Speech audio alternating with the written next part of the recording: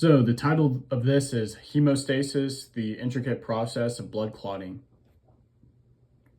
Theoretically, I would have an animation of blood vessels and blood flowing through the blood vessels. Hemostasis is the complex process by which the body stops bleeding and repairs damaged blood vessels. Let's break down this essential process, incorporating key terms and their roles. Section 1, vascular spasm and von Willebrand factor. Theoretically, there would be a blood vessel injury and immediate vasoconstriction. This highlights the presence of von Willebrand factor at the injury site.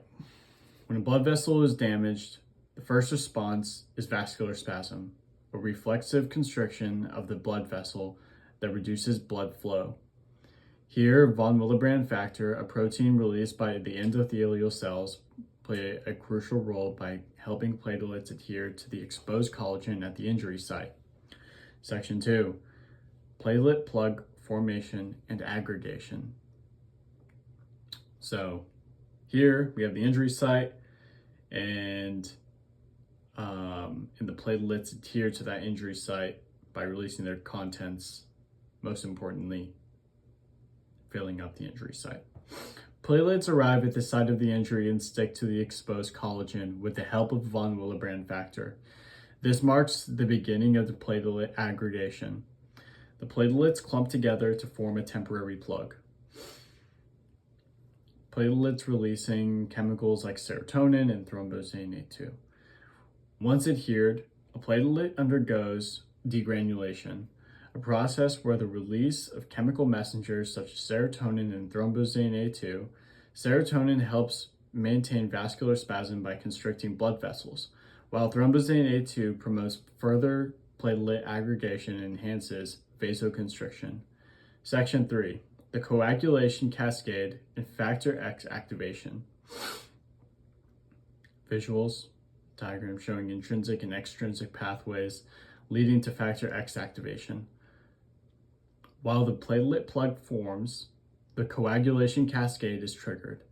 This cascade involves a series of reactions that lead to the activation of factor X, an essential enzyme that converts prothrombonin to thrombone. Calcium ions highlight as the reactions progress.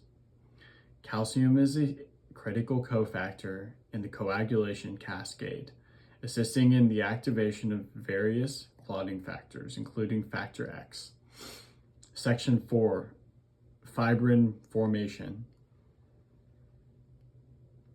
Once factor X is activated, it leads to the formation of thrombone, which converts the fibrinogen into fibrin.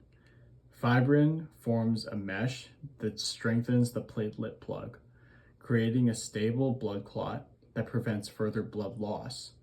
Section 5, the role of sympathetic nervous system.